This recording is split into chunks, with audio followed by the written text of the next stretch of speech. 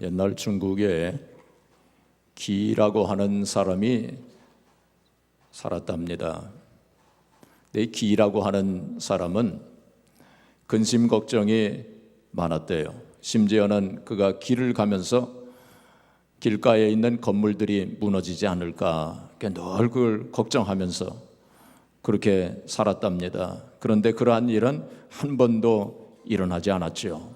그래서 기우라고 하는 낱말이 생겨났다고 합니다. 이 기우라고 하는 것은 쓸데없는 걱정, 일어나지도 않을 쓸데없는 걱정을 하는 거, 그걸 기우라고 하죠. 그래서 우리가 흔히 기우에 지나지 않았다 그런 말을 하지 않습니까?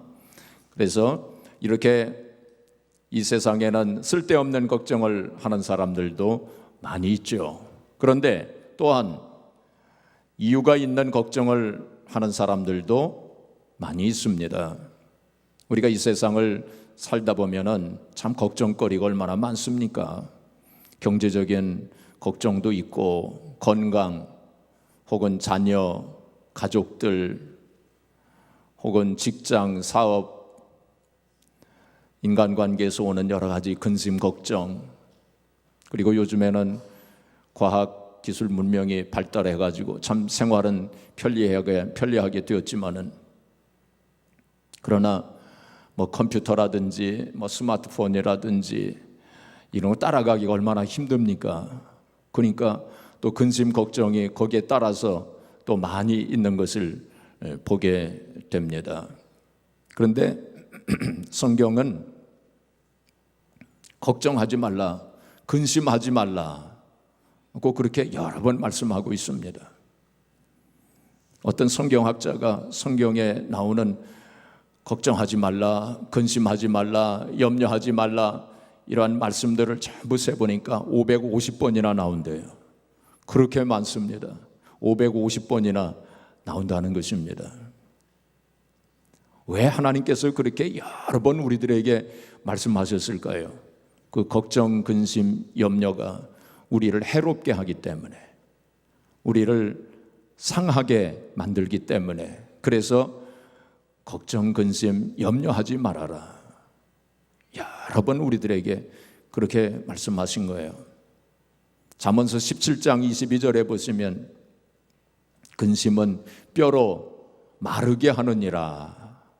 근심은 뼈를 어떻게 한다고요? 마르게 한다고요.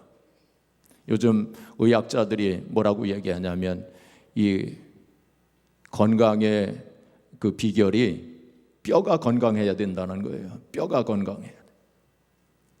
뼈 속에 골수가 있습니다. 골수가 뼈 속에 있어요. 근데 이 골수에서 피가 나오는 거예요. 피를 생성합니다. 골수에서. 피가 건강해야 우리가 건강하게 되지 않겠습니까? 뼈가 마르면 어떻게 되겠어요? 피가, 건강한 피가 나올 수가 없잖아요. 그러니까 이 뼈가 윤택하게 되는 거예요. 성경에 뼈가 윤택하게 되리라, 골수가 윤택하게 되리라 그런 말씀이 있잖아요. 그래서 우리가 근심을 많이 하게 되면 뼈가 마른다는 거예요. 건강이 상하게 된다는 것입니다. 근심의 헬라 원어는 메림나우라고 하는 단어를 썼어요. 이것은 메리조, 갈라버린다라고 하는 것과 누스, 마음, 이것이 합쳐져 가지고 메림나우가 됐는데, 그와 같이 근심을 하게 되면 우리의 마음이 나누어집니다. 우리의 마음이 갈라지는 거예요. 우리 마음이 찢어지는 거예요. 마음이 찢어지면 어떻게 되겠습니까? 심령이 상하게 되면 우리의 육체의 건강도 상하게 되는 것입니다. 그래서 하나님께서 우리를 사랑하시기 때문에 우리의 마음이 찢어지고 우리의 육체가 상하는 것을 하나님께서 원하시지 않으시기 때문에, 그래서 근심하지 마라, 염려하지 마라, 걱정하지 마라 하고 이렇게 여러 번 말씀하신 거예요. 이게 서양 사람들이 care kill the cat 라고 하는 말을 많이 쓰죠. 뭐냐면 걱정이 고양이를 죽였다, 이제 그런 뜻입니다. 이 말은 사실 옛날 400년 전에 셰익스피어가 제일 처음 작품 속에서 이 말을 썼대요. 그래서 유명한 말이 된 것입니다. 이 서양에서는 이 고양이는 9 lives, 9개의 목숨을 가지고 있다, 그렇게 말하지 않습니까? 사람들이 고양이가 9개의 목숨을 가지고 있다. 이건 무슨 뜻입니까? 어디서 생겨난 말인지 그건 모르겠지만은 무슨 뜻이냐면은 고양이는 잘 죽지 않는다, 이제 그런 의미가 있는 것입니다. 잘 죽지 않는 그런 고양이가 바로 근심 걱정을 많이 하면 그 고양이도 죽는다는 거예요. 그런 의미가 있는 것입니다. 그만큼 이 근심 걱정이 해로운 거예요. 제2차 세계대전 때 미군 병사들이 전장터에서 얼마나 죽었냐면 35만 명이 죽었어요. 엄청나게 죽은 거죠. 그런데 그 기간 동안에 후방에서 죽은 사람들의 숫자는, 근심 걱정 염려 해가지고 죽은 사람들의 숫자는 그보다 몇 배가 더 많았다는 것입니다. 이 근심 걱정이 그렇게 해로운 거예요. 이게 오늘날에는 아까도 말씀을 드렸지만 문명이 발달하고 과학기술이 발달함에 따라서 참 얼마나 삶이 복잡해졌습니까? 얼마나 다양해졌습니까? 거기에 따라서 우리의 근심 걱정 염려도 많이 다양해졌어요. 얼마나 복잡해졌습니까? 종류도 굉장히 많아졌어요. 옛날 사람들보다 더 근심 걱정이 더 많아진 거예요. 종류도 많아지고. 하나님께서는 우리를 사랑하시기 때문에 이제 근심 걱정하지 말아라, 이제 그렇게 말씀을 하시는데, 요한복음 14장 1절에 보시면 예수님께서 너희는 마음에 근심하지 말라 하고 그렇게 말씀하셨죠.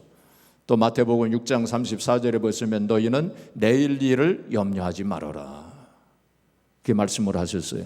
너희는 무엇을 먹을까, 무엇을 마실까, 무엇을 입을까 염려하지 말아라 하고 주님께서 그리 말씀하셨죠.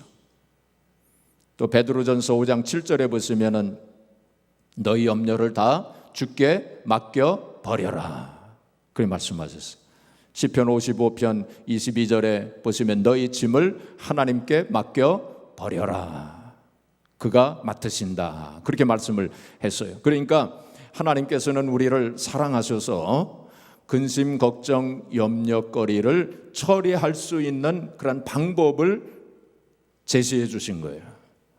우리에게 있는 여러 가지 근심 걱정 염려를 처리할 수 있는 방법을 우리에게 가르쳐 주신 거예요. 어떻게 처리할 수 있어요? 하나님께 맡기라는 거예요. 주님께 맡기라는 것입니다.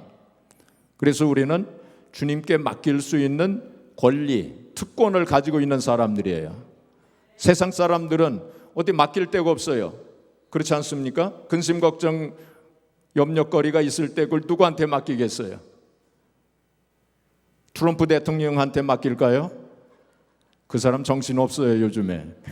여러분들의 근심 걱정거리를 맡아줄 마음이 전혀 없어요. 그렇죠?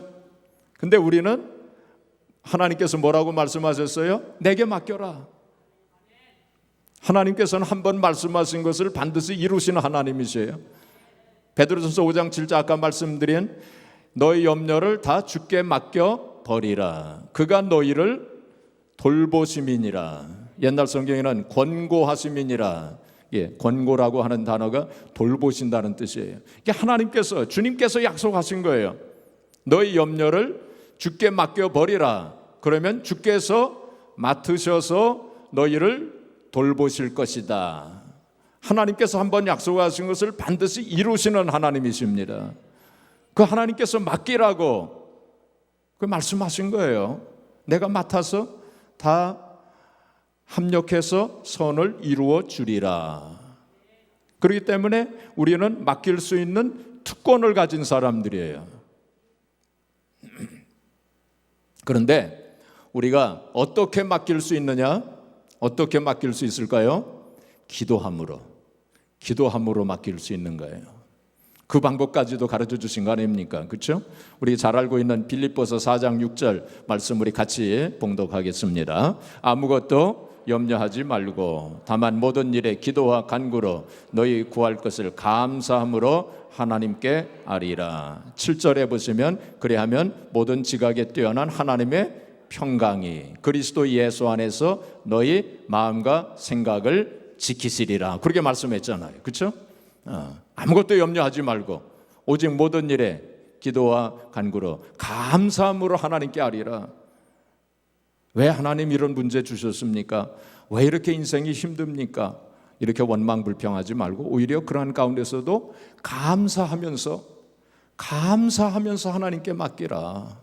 그러면 하나님께서 어떻게 하신다고요? 다 맡아서 주장해 주신다는, 그리고 우리 마음속에 이 세상에 가져다 주지 못하는 평강을 주시겠다, 그렇게 말씀하신 거 아닙니까?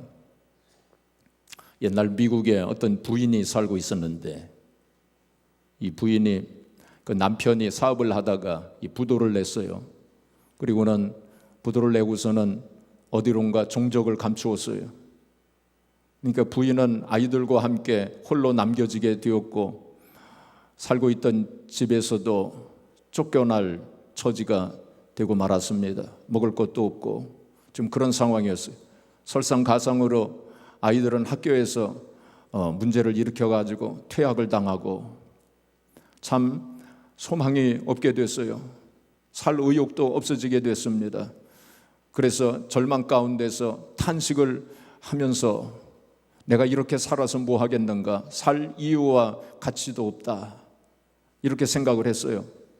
그리고서는 아이들과 함께 동반 자살을 하기로 극단적인 결심을 하게 됩니다. 그래서 아이들을 재우고 그리고는 가스 밸브를 틀어놨어요.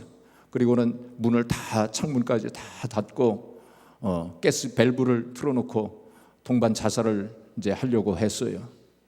가스가 점점 이 집안에 채워지게 되지 않겠습니까? 그러니까 정신이 몽롱하게 지금 점점 그렇게 되는데, 그때 어디선가 찬송 소리가 들리는 거예요. 우리 찬송가의 337장에 있는 찬송가인데, 내 모든 시험 무거운 짐을 주 예수 앞에 아뢰이면 근심에 쌓인 날 돌아보사 내 근심 모두 맡으시네. 무거운 짐을 나 홀로 지고 견디다 못해 쓰러질 때 불쌍히 여겨 구원해 줄리 은혜의 주님 오직 예수. 이 찬송 소리가 들려오는 거예요. 어디서 들려오는지는 알 수 없지만 그 찬송 소리를 듣는 가운데 주님의 음성을 듣게 됩니다. 얘야, 너의 무거운 짐과 그리고 시험을 왜 내게 맡기지 않느냐 하는 그 음성을 듣게 됩니다. 그래서 그는 그 순간 깨닫게 됩니다. 아, 내가 죽을 마음은 가지고 있었지만은 기도할 마음을 갖지를 못했구나. 그리고는 거기서 일어나요. 그래가지고 자고 있는 아이들을 전부 깨워가지고 밖으로 내보내고, 그리고는 가스 밸브를 잠그고, 그리고는 창문 다 열어놓고, 그리고는 거기서 엎드려서 울면서 하나님 앞에 기도합니다. 하나님, 제가 잘못했습니다. 저를 용서해 주세요. 제가 죽을 마음은 있었는데 기도할 마음은 없었습니다. 제가 기도하지 못했습니다. 하나님 살아계신 하나님이신데 하나님께 기도할 줄을 몰랐습니다 하면서 통곡하면서 하나님 앞에 기도했대요. 그리고는 그 즉시로 이삿짐을 싸가지고 시골로 내려갔대요. 시골 내려가지고 시골에서 새로운 삶을 이제 시작을 한 거예요. 그래가지고 거기서 이제 뭐 여러 가지 어려운 일들이 또 있었겠죠. 그 어려운 일들이 있을 때마다 하나님 앞에 기도한 거예요. 하나님께 그 짐을 다 맡기고 근심 걱정 염려를 다 맡기면서 그렇게 기도했어요. 결국 하나님께서 돌보신 거예요.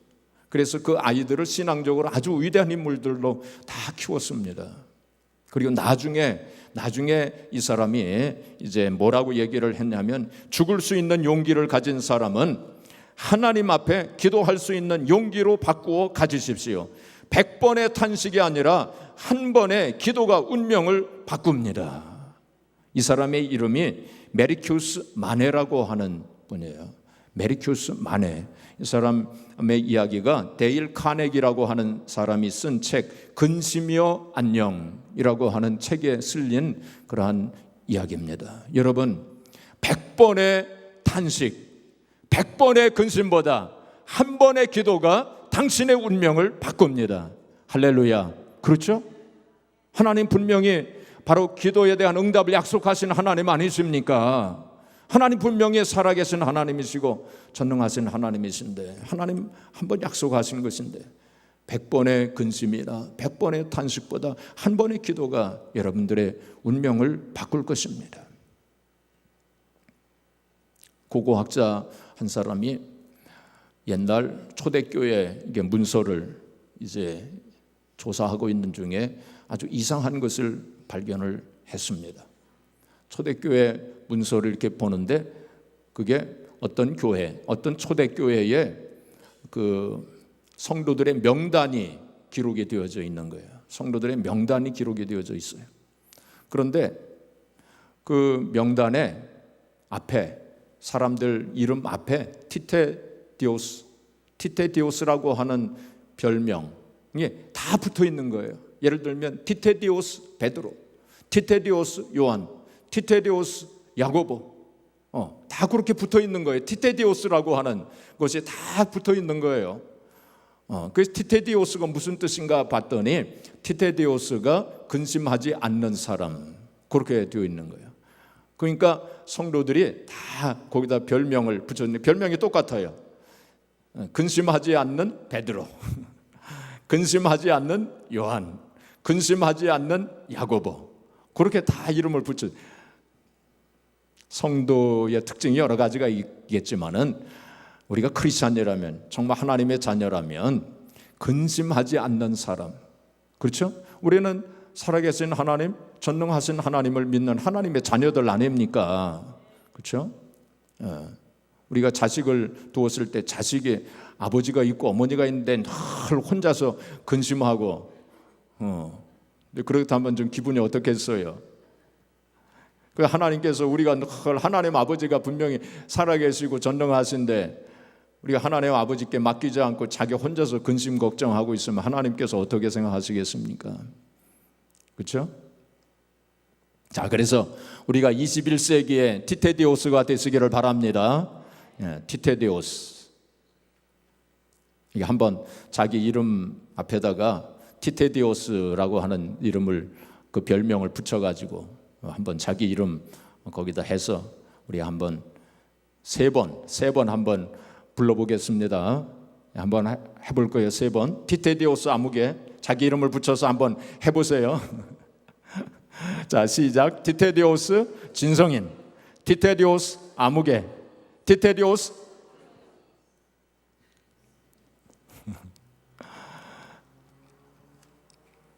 안 하신 분들은 앞으로 계속 염려 근심하시면서 사시려고 그러시는 거죠. 근심 걱정하지 마세요. 하나님의 뜻이 아닙니다. 그렇죠? 근심 걱정하지 말라. 그것도 하나님의 명령이에요. 그 근심 걱정하면 그 불순종의 죄를 짓는 거예요. 그렇죠? 그것도 죄예요. 도둑질 하는 것만 죄가 아니에요. 근심 걱정하는 거, 그거 죄라는 말씀입니다. 자, 그런데 말이죠. 또 뜻밖의 성경에 보면은 근심해라, 염려해라 하는 말씀도 있어요. 그것도 참 이상하죠.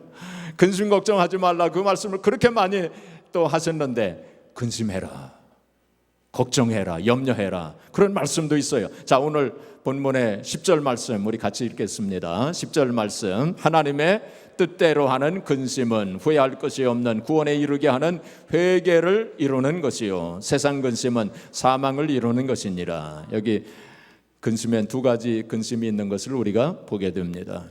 하나님의 뜻대로 하는 근심이 있고 또 세상 근심이 있고, 그렇죠?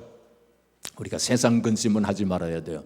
근데 하나님의 뜻대로 하는 근심은 많이 해야 된다는 것을 우리가 알 수 있게 됩니다. 그래서 세상 근심은 뭐를 이루어요? 사망을 이룬다 그랬어요. 그렇죠? 아까 말씀드린 것처럼 우리 육체 마음이 찢어지고 우리 영혼이 또 죽을 수 있어요. 육체가 죽을 수 있어요. 그런데 하나님의 뜻대로 하는 근심은 후회할 것이 없는 구원에 이르게 하는 뭐를 이룬다고요? 회개를 이루는 것이니라. 그렇게 말씀했어요. 세상 근심은 뭘까요? 세상적인 근심, 육신적인 근심, 세상 뜻대로 하는 근심이에요. 그거는 사람 뜻대로 하는 근심이에요. 사람들이 하는 근심, 세상 사람들이 하는 근심 따라가는 거예요. 혹은 마귀 사탄의 뜻대로 하는 근심이에요. 우리 그런 근심은 하지 말아야 할 것을 말씀하시고 있는 거예요. 하나님의 뜻대로 하는 근심은 우리가 많이 해야 돼요. 그래서 어떤 사람이 어떤 근심을 하면서 사느냐, 당신의 근심거리는 무엇입니까? 하고 물어봤을 때 그 사람이 나의 근심거리는 이러한 것입니다 하고 말한다면 그 사람이 근심, 걱정, 염려거리를 알 수 있죠. 근심, 걱정, 염려거리를 알게 되면 이 사람이 어떤 사람인가 하는 걸 알 수 있어요. 그 사람의 신앙을 알 수 있어요. 그 사람의 인생에 대해서 알 수 있어요. 그렇죠? 여러분들의 근심, 걱정거리는 무엇입니까? 한번 생각을 해보세요. 솔직하게 내 마음속에 있는 거 한번 생각을 해보세요. 그러면 그것이 여러분의 인생입니다. 여러분의 신앙입니다. 그래서 오늘 이 시간 우리 하나님의 뜻대로 하는 근심에 대해서 잠깐 세 가지 생각해 보겠습니다. 첫째로 하나님의 뜻대로 하는 근심 가운데서 첫째는 무엇이냐면은 우리의 신앙생활의 성장을 위해서 우리가 근심해야 돼요. 신앙생활의 성장을 위해 근심해야 돼요. 자, 히브리서 3장 12절 우리 같이 읽겠습니다. 형제들아 너희는 삼가 혹 너희 중에 누가 믿지 아니하는 악한 마음을 품고 살아계신 하나님에게서 떨어질까 조심할 것이요. 그 옛날 성경에는 하나님에게서 떨어질까 염려할 것이요 그렇게 돼 있었어요. 염려하라, 근심해라. 뭐를 염려하고 뭐를 근심하고 또 뭘 조심해야 되냐. 하나님으로부터 떨어질까, 믿음에서 떨어질까, 그것을 염려하고 근심해라. 그렇게 말씀을 했습니다. 자, 더 구체적으로 얘기한다면 우리 고린도전서 10장 11절 자, 같이 읽겠습니다. 그들에게 일어난 이런 일은 본보기가 되고 또한 말세를 만난 우리를 깨우치기 위하여 기록되었느니라. 그런즉 선줄로 생각하는 자는 넘어질까 조심하라. 이것은 제가 지난번에 말씀드린 이스라엘 백성들이 출애굽해서 광야를 지나는 동안 대표적으로 네 가지 죄를 지었다고 그랬죠. 이건 성도들이 짓기 쉬운 죄 네 가지. 우상숭배, 그 다음에 간음, 음행, 그 다음에 뭐죠? 하나님 시험하는 거. 하나님 시험은 하나님 의심하는 거라고 그랬어요. 하나님의 존재와 하나님의 능력을 의심하는 거. 그게 하나님의 시험이라고 그랬습니다. 그 다음에 네 번째가 뭐죠? 원망불평입니다. 원망불평. 이스라엘 백성들이 광야를 지나면서 네 가지 죄를 지었어요. 그래서 거기서 많이 엎드려졌죠. 많이 멸망했죠. 그렇죠? 그래서 우리가 늘 이것을 생각하면서 내가 혹 이러한데 내가 빠지지 아니할까 늘 근심 걱정하면서 나의 신앙생활, 나의 영적인 생활에 대해서 늘 생각해야 돼요. 내가 영적으로 성장하고 있는가? 혹시 내가 영적으로 퇴보하지는 아니하는가? 내가 예수 그리스도를 점점 닮아가고 있는가? 성화의 삶을 살고 있는가? 정결하고 거룩한 예수 그리스도의 신부로서의 그 모습을 지금 닮아가고 있는가? 우리가 늘 그걸 근심하면서 나 자신을 되돌아봐야 됩니다. 어떤 목사님이 교인들을 이렇게 분류를 했어요. 교인들을 이제 이런 교인들이 있다. 어떤 목사님이 그런 얘기를 했습니다. 어떤 교인들은 달구지 같은 교인이 있답니다. 달구지 같은 교인인데 계속 밀어야만 가는 사람들이 있대요. 계속 밀어요. 계속 밀어줘야 돼. 그러니까 스스로 가지를 못하고 계속 밀어줘야 겨우 가는 그런 성도들이 있다는 거예요. 그 다음에 연 같은 교인이 있답니다. 연은 끈을 붙들고 있어야 돼요. 붙들지 않으면 날아가 버려요.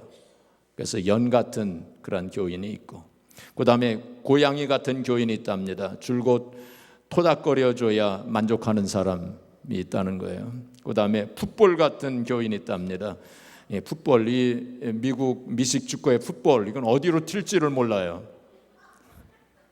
어디로 다음 순간 어느 방향으로 튈지 알 수 없는 그런 교인들도 있대요. 그 다음에 풍선 같은 교인도 있답니다. 잔뜩 부풀어 가지고 언제 폭발할지 알 수 없는 그런 사람들도 있대요. 마지막으로 크리스마스 트리의 장식 등과 같은 교인이 있대요. 크리스마스 트리에 해놓으면 반짝 꺼졌다가 또 켜지고 꺼졌다 켜지고 그러죠. 쉴 새 없이 꺼졌다 켜졌다 하는 그런 사람들도 있다는 것입니다. 혹시 내가 이 중에 속하지는 아니했는지 한번 생각해 보시기를 바랍니다. 우리가 영적으로 성장해야 되지 않겠습니까? 그렇죠? 영적으로 성장하기 위해서는 제가 늘 말씀을 드리지만 5가지가 필요해요. 첫째로 우리 하나님 말씀을 늘 먹어야 돼요. 하나님 말씀을 영적 양식 아닙니까? 그렇죠? 우리가 밥을 하루에 3끼 꼬박꼬박 그렇게 먹듯이 하나님의 말씀 영의 양식도 꼬박꼬박 꾸준하게 먹어야 돼요. 계속 매일같이 하나님 말씀을 읽고 묵상하는 거, 이거 중요합니다. 그래서 꾸준하게 이렇게 정해서 성경을 읽고, 혹은 우리 교회에서 하고 있는 핵심 성경 공부 그것도 꾸준하게 하세요. 혹은 매일의 양식, 그걸 가지고도 성경을 또 읽으시면 도움이 될 것입니다. 그래서 꾸준하게 하나님의 말씀을 먹어야 돼요. 이게 중요합니다. 그리고 기도는 영적인 호흡 아닙니까? 숨을 쉬어야 우리가 살 수 있고 성장할 수 있지 않습니까? 그래서 기도가 꼭 필요해요. 그 시간을 정해놓고 꼭 기도하세요. 적어도 하루에 30분 이상씩은 꼭 기도하시기를 바랍니다. 그 다음에 예배에 참석하는 거. 예배는 하나님을 만나는 거예요. 하나님을 만나. 그래서 특별히 주일 예배 우리가 참석하는 거 굉장히 중요하지 않습니까? 우리의 주일 예배는 우리의 신앙의 기초예요. 우리가 영어를 배우려면 ABC부터 배우지 않습니까? ABC를 모르고서 어떻게 영어를 공부할 수 있습니까? 마찬가지로 우리가 주일 예배에 참석하지 않고서 어떻게 우리가 신앙생활을 제대로 할 수 있겠습니까? 그렇죠? 그 다음에 영적인 운동이 필요해요. 영적인 운동엔 2가지가 있어요. 우리가 밥도 먹고 숨도 쉬고 밥만 계속 먹는다고 해서 건강해지는 게 아니에요. 운동도 적당하게 해야 돼요. 그래서 영적인 운동에는 2가지가 있는데, 하나님의 일을 하는 거, 이거 헌신하고 또 충성하고 하나님의 일을 하는 거, 교회 일을 하는 거, 이게 영적인 운동 중에 하나입니다. 그 다음에 2번째 영적인 운동은 전도하고 선교하는 거예요. 전도하고 선교하는 거. 그래서 이렇게 우리가 영적인 밥을 먹고 또 숨도 잘 쉬고 운동도 하고 그래야만 우리가 영적으로 성장할 수 있고 또 영적으로 건강하게 되는 것입니다. 둘째로 우리가 하나님의 뜻대로 하는 근심은 교회를 위한 근심이에요. 교회를 위해서 근심해야 돼. 자, 고린도후서 11장 28절 우리 같이 읽겠습니다. 이 외의 일은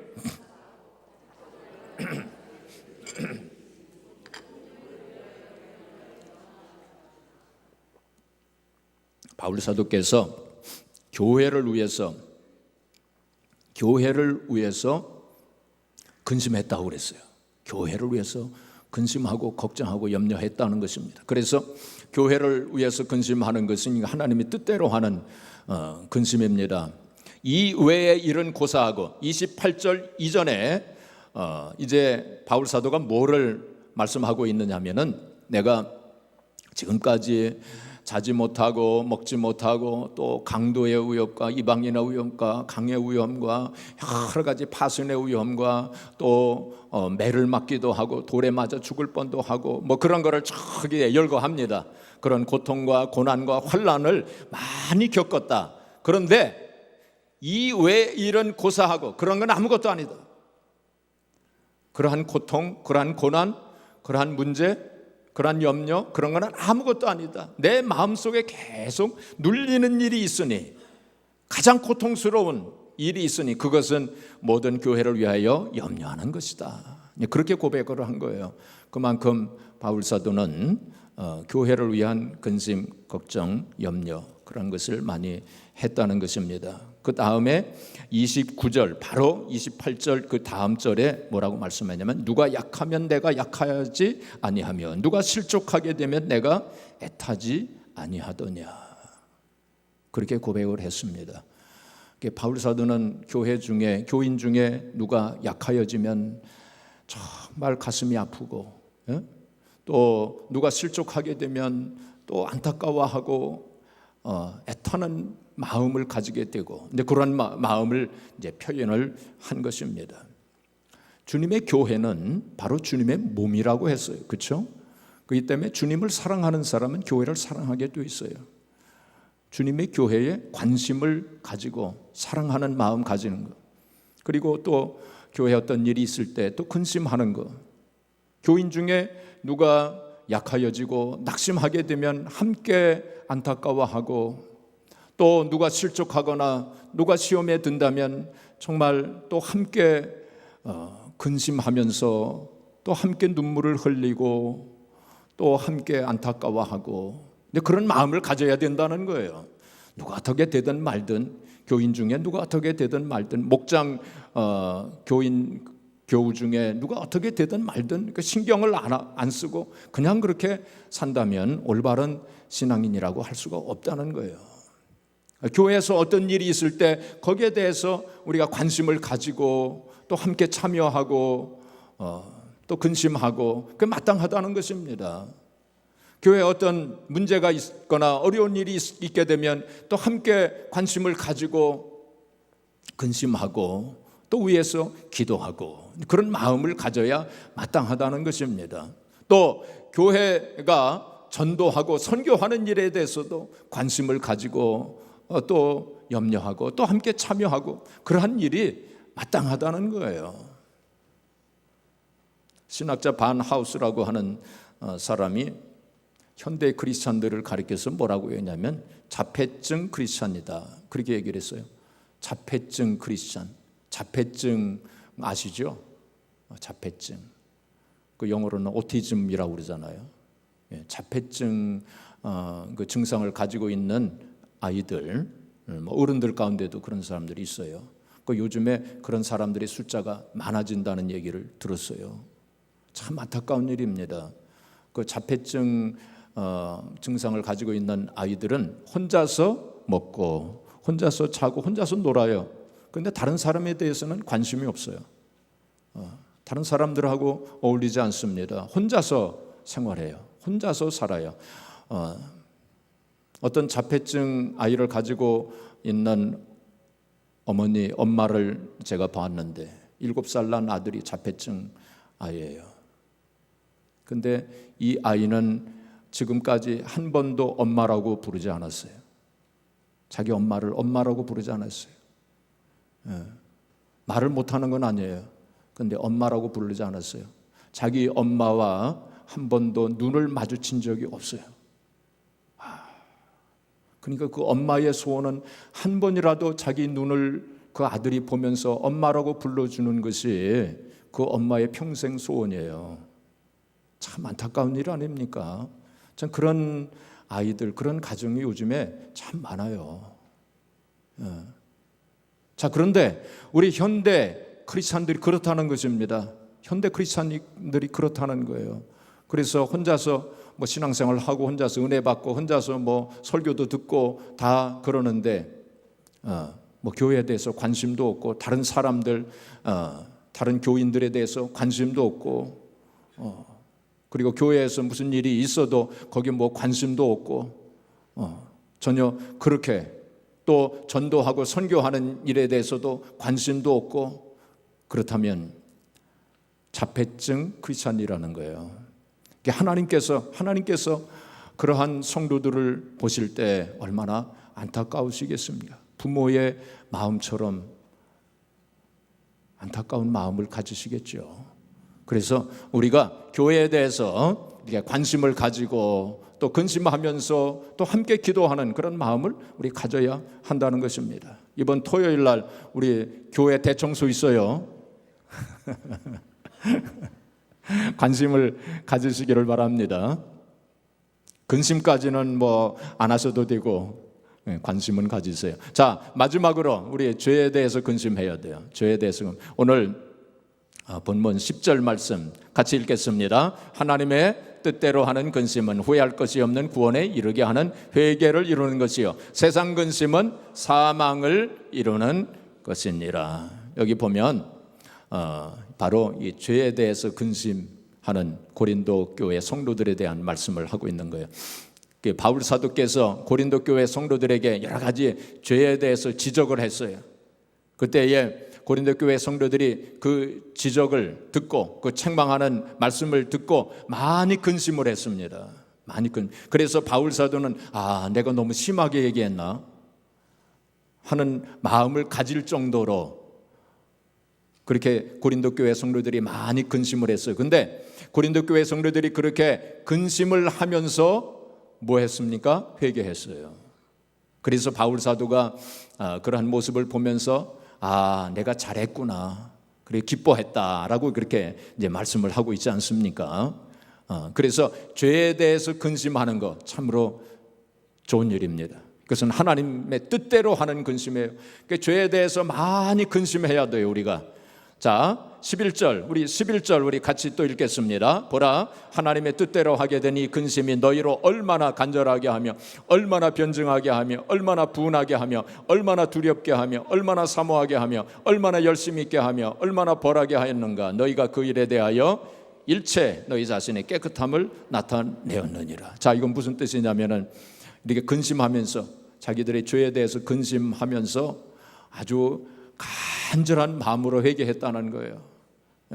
여기 얼마나 간절하게, 얼마나 변증하게, 얼마나 분하게, 내가 죄 지은 거에 대해서 분하게 생각을 하고, 얼마나 두렵게, 우리가 죄 짓고 회개하지 않으면 하나님께서 이제 징계하시고 벌하시는 거, 이거 두려운 마음을 가져야 돼요. 얼마나 사모하게, 하나님의 용서를 받는 거 얼마나 사모하고, 얼마나 열심히 있게 또 회개하고, 얼마나 벌하게, 그 일에 대해서 그런 마음으로 하나님 앞에 죄에 대해서 근심하고 또 근심하면서 간절한 마음으로 회개했다는 거예요.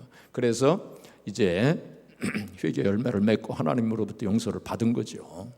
그래서 죄에 대해서는 많이 근심하고 또 근심해야 돼요. 죄라고 하는 것은 독이나 마찬가지예요. 우리 몸속에 독이 있으면 어떻게 되겠습니까? 얼마나 괴롭겠습니까? 그렇죠? 그래서 독을 빼내야 돼요. 바로 회개한다고 하는 것은 그 독을 뱉어내는 거예요. 그 독을 빼내는 거예요. 또 이 죄라고 하는 것은 화살과 마찬가지예요. 우리 몸속에 화살이 박혀 있으면 얼마나 아프겠습니까? 얼마나 괴롭겠습니까? 그리고 결국 몸을 상하게 만들 거 아니에요. 그래서 화살을 빼내야 돼요. 그게 회개입니다. 화살을 빼낼 때 고통스럽고 힘들겠지만 그래도 그걸 빼내면 어떻게 되겠습니까? 시원하게 되는 거예요. 회개라고 하는 것은 바로 독을 빼내는 거예요. 회개라고 하는 것은 화살을 빼내는 거예요. 그렇게 해야 돼요. 어제 새벽 기도 시간에 우리 에레미야서 5장 25절 말씀 제가 말씀드렸죠. 에레미야 5장 25절 거기 뭐라고 말씀했습니까? 하나님께서 에레미야 선지자를 통해서 뭐라고 말씀했냐면 너희의 죄가 이런 좋은 일 오는 것을 막았고 너희 허물이 너에게 오는 이 좋은 일을 물리쳤느니라 그렇게 말씀했어요. 하나님께서 얼마든지 우리에게 좋은 것을 주시기를 원하시지만은 우리의 죄와 우리의 허물이 그것을 다 막았고 그것을 다 물리쳤느니라 그렇게 말씀했어요. 그래서 죄에 대해서 우리가 많이 근심해야 돼요. 이제 말씀을 정리하겠습니다. 사랑하는 성도 여러분, 우리가 이 세상 살면서 근심, 걱정, 염려거리가 얼마나 많습니까?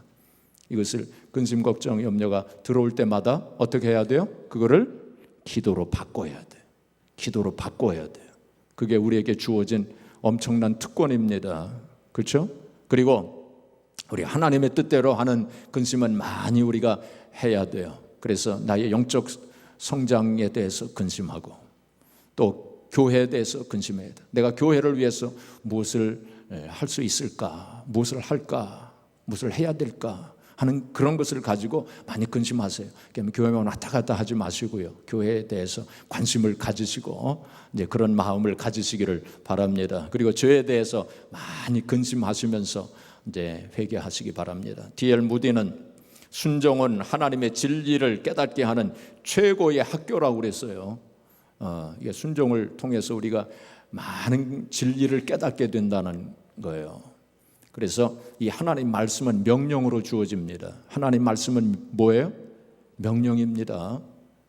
이 성경에 나오는 이 하나님 말씀이 다 명령으로 주어지는 거예요. 오늘 제가 세상 근심하지 말라 하는 하나님 말씀을 전했잖아요. 그 명령이에요. 그 명령대로 순종 안 하면 그것도 불순종의 죄를 짓는 거예요. 또 세상 근심을 해라. 세상 근심이 아니라 하나님 뜻대로 하는 근심 해라. 그것도 명령이에요. 그렇죠? 하나님 뜻대로 하는 것을 많이 하시기를 바랍니다. 제가 지난 주일날 그런 말씀을 드렸죠. 말씀을 듣기만 하고 행하지 않으면 자기를 속이는 사람이라고. 자기를 속이는 어리석은 자가 되지 마시고요. 우리가 세상 근심하지 마시고, 그래서 21세기의 티테디오스로 사시기 바랍니다. 그래서 하나님의 뜻대로 하는 것이 많이 하셔서 후회할 것이 없는 구원에 이르는 저와 여러분들이 되어지기를 주님의 이름으로 축복합니다.